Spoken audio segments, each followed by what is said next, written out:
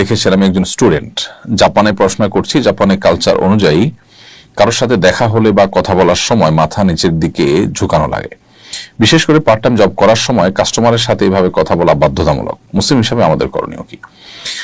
ভাই সরকার আমিন, প্রথম কথা হলো যে নবী করিম সাল্লাল্লাহু আলাইহি সাল্লাম থেকে সুস্পষ্টভাবে এই সম্পর্কে আমরা নির্দেশনা পাই। তিনি বলেছেন তোমরা সালাম দিবে কিন্তু মাথা নোয়াবে না। মাথা নোয়াতে তিনি নিষেধ করেছেন। এখন জাপানিজ এবং কোরিয়ানদের যে কালচার আছে, পৃথিবীর অনেক এলাকাতে আছে যে মানুষকে অভিবাদন জানাতে গেলে, শ্রদ্ধা জানাতে গিয়ে মাথা ঝুঁকিয়ে থাকেন। তো এইভাবে মাথা ঝুঁকানোকে মাকরুহ বলেছেন উলামা ইকরাম। এর ফলে ঈমান চলে যাওয়া বা শিরক হয়ে যাওয়া বা বড় গুনাহ, কাবিরা গুনাহ হওয়ার মতো কোনো ব্যাপার ঘটবে না, তবে একটি মাকরুহ বা অনুচিত একটি কাজ করা হবে। একান্ত নিরূপ অবস্থায় কেউ করলে এটি আশা করা যায় আল্লাহ তাআলা তাকে মাফ করবেন। তবে ধীরে ধীরে নিজের সীমাবদ্ধতার জায়গাটা, সেই জায়গা মানুষদেরকে বোঝানো দরকার যে আমার ধর্মীয় কারণে আমি তোমাকে রেসপেক্ট করি, সেটা অন্যভাবে মুচকি হাসি দিয়ে তার কাজটাকে সিরিয়াসনেসের সাথে করার মাধ্যমে, কাস্টমারকে অন্য কোনোভাবে খুশি করে আমি চেষ্টা করবো তাকে কনভিন্স করার, কিন্তু সেই সাথে আমার যে সীমাবদ্ধতার জায়গাটা আছে সেটা তাকে বোঝানোর চেষ্টা করব। এটা হবে সবচাইতে উপযুক্ত এবং আমাদের মূল করণীয়। তার পাশাপাশি যদি এমন হয় যে আমি সেরকম একটা পরিবেশ পেতে সময় লাগবে, তাহলে আপাতত এটি আপনি করছেন, কিন্তু আপনি সেই সাথে এটাও জানেন যে হাদিসে এটি নিষেধ। তবে নিষেধাজ্ঞাটা হারাম বা শিরক পর্যায়ের না, এটা মাকরুহ পর্যায়ের।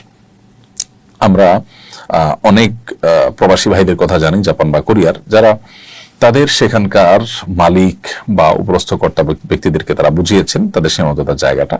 তো তারা অন্যভাবে একটু মাথা নোয়ান, একটু মাথা ঝোঁকান, কিন্তু অন্যদের মতো অতটা ভেঙে পড়েন না। এর মাধ্যমে তারা বোঝানোর চেষ্টা করেন যে আমরা আসলে ধর্মীয় কারণে তোমাকে আমি এটা করতে পারছি না, কিন্তু শ্রদ্ধায় কোনো কমতি নেই, শ্রদ্ধা প্রকাশের সকল পন্থা আমি অবলম্বন করছি। তো আপনি সম্ভব হলে সেই দিকে আপনি যাবেন এবং সম্ভব যেন হয় সেই চেষ্টা আপনার করতে হবে। তবে আপাতত আপনি এটা করলে যে আপনার বড় গুনাহ হবে তা নয়। প্রয়োজনে এ ধরনের জবের বাইরে আর কোন জব আছে যেখানে আপনাকে এরকম কাস্টমারের সাথে মাথা নুইয়ে আপনাকে শ্রদ্ধা জ্ঞাপন করতে হয় না? অফিস আদালতে নিজস্ব পরিসরে কলিগদেরকে বোঝায় নিলে তারা বুঝে যান এবং দেখা যায় যে তাদের সাথে সব সময় উঠা বসা হওয়ার ফলে আপনার সীমাবদ্ধ জায়গাটা বুঝবেন। কাস্টমার তো প্রতিদিন নিত্য নতুন আসেন, তাদেরকে বোঝানোটা এটা কঠিন হয়। তো খোলাসা কথা হলো এটি হারাম বা কবিরা গুনাহ না হলে মাকরুহ হবে। অ্যাভয়েড করার বুদ্ধি এবং উপায় আমাদের বের করা উচিত। এই জন্য আসলে অমুসলিম প্রধান দেশে বা ভূখণ্ডে থাকলে আমাদের দিনের অনেক বিষয়ে কম্প্রোমাইজ করতে হয় অনেক বেশি। আল্লাহ তাআলা আমাদেরকে হেদায়েতের উপরে, তাকওয়ার উপর টিকে থাকার তৌফিক দান করুন। এরপরে প্রশ্ন হলো, উপদেষ্টা ফরিদা আক্তার বলেছেন ভ্যালেন্টাইন ডে আমাদের সংস্কৃতি নয়, তিনি দিবসটি পালন না করার আহ্বান জানিয়েছেন। এই দিবসটি সম্পর্কে ইসলামিক দৃষ্টিকোণে আপনার মন্তব্য জানতে চাই। আমি উপদেষ্টার সাথে সম্পূর্ণ একমত। তিনি যা বলেছেন চরম সত্য কথাই বলেছেন। ভ্যালেন্টাইন ডে এর সাথে আমাদের এদেশের মানুষের মাটির কোনো সম্পর্ক নেই। সংস্কৃতি সাধারণত ধর্ম থেকে, মানুষের মাটি থেকে, আচার আচরণ থেকে তৈরি হয়, গড়ে ওঠে। তো ভ্যালেন্টাইন ডে এমন একটি সংস্কৃতি যেটার সাথে এ দেশের মাটির কিংবা মানুষের কোনো প্রকার সম্পর্ক নেই। এখানকার ধর্মীয় বিশ্বাসী মানুষজন যারা আছেন তাদের কারো বিশ্বাসের মধ্যেও সংস্কৃতির কোনো অবস্থান নেই, আর এই মাটির তো কালচার এটি নয়। অতএব এই ভিনদেশী যে একটা সংস্কৃতি আমাদের দেশে চাপিয়ে দেওয়া হচ্ছে, সেটাকে ভালোবাসার মড়ক দিয়ে যারা মার্কেটিং করছেন তারা এদেশের ক্ষতি ছাড়া কোনো উপকার করছেন না। ভ্যালেন্টাইন্স ডে আমাদের দেশে কি উপকারটা বয়ে আনছে, এর কি সুফল পাচ্ছি? কুফল তো দিনের আলো মতো পরিষ্কার। এর ফলশ্রুতিতে পরিবারগুলো ভেঙে পড়া, তারপর পরকীয়া, মা বাবার অবাধ্যতা, মাদক, প্রতারণা, আত্মহনন, নানাবিধ অপরাধ এখান থেকে সৃষ্টি হয়। সবচেয়ে বড় অপরাধের জায়গাটা হলো এর ফলশ্রুতিতে মুসলিমরা তারা তার দ্বীনি চেতনা, আদর্শিক যে ব্যাপার, মোরাল যে অবস্থান, সেই জায়গা তারা সরে যায়। সেই জায়গা থেকে সরে গেলে একটা দেশ কখনো ভালো জায়গায় যেতে পারে না যদি তার নাগরিকেরা আদর্শিক বিচ্যুতির পথে চলে যায়। পরিবার ব্যবস্থা যদি ভেঙে পড়ে তাহলে সেটা আমাদের কারোর জন্য সুখকর নয়। ইতিমধ্যে সেটি কিন্তু হচ্ছে। বিদায় এই ভ্যালেন্টাইন্স ডে এটি বিরুদ্ধে আমাদের সবার সামাজিক অবস্থান, আমাদের প্রত্যেকেরই এটার বিরোধিতা করা, এটার বন্ধে নানামুখী উদ্যোগ গ্রহণ করা, আমাদের তরুণদেরকে এই পশ্চিমা সংস্কৃতির ছোবল থেকে বাঁচাবার জন্য আমাদের চেষ্টা করা উচিত। আমি উপদেষ্টার এই আহ্বানের সাথে সম্পূর্ণ একমত এবং তার সাথে তাহলে তাল মিলিয়ে আমাদের প্রত্যেকেরই আহ্বানটি করা উচিত। এরপরে আমার ওমর ফারুক আইডি থেকে আপনি লিখেছেন, আমি আমার বন্ধুর সাথে একটি মেয়ের সম্পর্ক স্থাপনে ভূমিকা রেখেছিলাম না বুঝে, এখন তাকে বলেছি বাদ দিতে, কিন্তু সে বাদ দিচ্ছে না, এখন আমার কি করা উচিত? ভাই ওমর ফারুক, আপনি একটি অন্যায় কাজে, একটি গুনাহের কাজে একজনের সহযোগিতা করে আপনি নিজেও গুনাহে লিপ্ত হয়েছেন। কারণ আল্লাহ সুবহানাহু ওয়া তাআলা বলেছেন, তাআবানু আলাল বিররি ওয়াত তাকওয়া ওয়ালা তাআবানু আলাল ইসমি ওয়াল উদওয়ান, তোমরা ভালো কাজ এবং তাকওয়ার কাজে একে অন্যের সহযোগী হও, আর পাপ এবং সীমা লঙ্ঘনের কাজে কেউ কারোর সহযোগী হইও না। তো আপনি আপনার বন্ধুকে একটি গুনাহের পথে পা বাড়াতে আপনি সাহায্য করেছেন, বুঝে হোক না বুঝে হোক, তো এর দায় আপনার। এখন সে যদি ফিরে না আসে, সে তো অবশ্যই দায়ী, সে সাথে আপনার এখানে দায় আছে।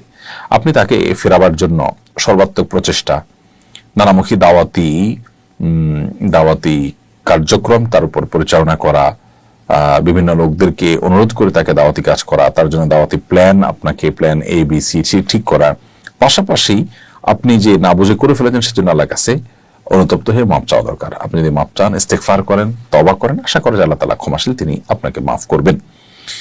একজন বিতর্কিত লেখিকার একটি বই নিয়ে বইমেলা অপ্রীতিকর ঘটনা ঘটেছে, এসব ক্ষেত্রে আমাদের প্রতিক্রিয়া কি হওয়া উচিত? প্রথম কথা হলো যে মূল ঘটনা কি ঘটেছে আমি জানি না, আমি তখন ঢাকার বাইরে অনেকটা নেটওয়ার্কের বাইরেই ছিলাম, সুন্দরবনে ছিলাম, তো যার কারণে আমি পুরো বিষয়টা সোশ্যাল মিডিয়া থেকে টুকটাক জেনেছি।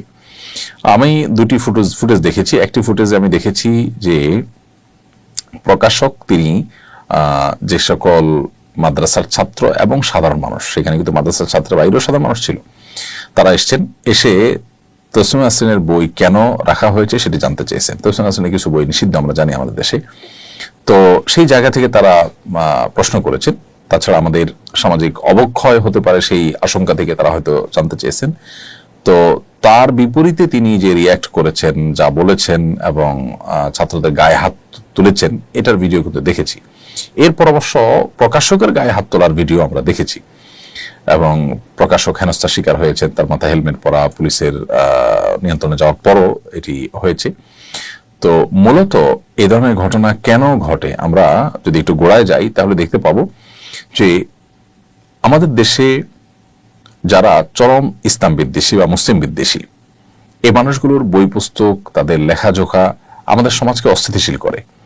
সমাজকে অস্থিতিশীল করে এরকম ব্যক্তিদের লেখাজোখা, তাদের বই পুস্তক কেন বইমেলা রাখাটা জরুরি হবে, এটি আমার মনে হয় প্রথমে দেখা দরকার ছিল। দ্বিতীয়ত, কেউ এসে প্রকাশককে যদি জিজ্ঞেস করে তাহলে প্রকাশক সুন্দরভাবে তার উত্তর দিতে পারেন এবং নিয়মতান্ত্রিক ভাবে বইমেলা কর্তৃপক্ষের কাছে, বাংলা একাডেমির কাছে নালিশ করার জন্য তাদের পরামর্শ দিতে পারেন। অর্থাৎ অনেকভাবে এটাকে এড়িয়ে যাওয়া যেত। সাধারণ মানুষ আর একজন প্রকাশক, দায়িত্বশীল প্রকাশক যিনি সেখানে স্টল নিয়ে বইয়ের ব্যবসা করছেন, তার দুজনের ভূমিকা তো এক হবে না।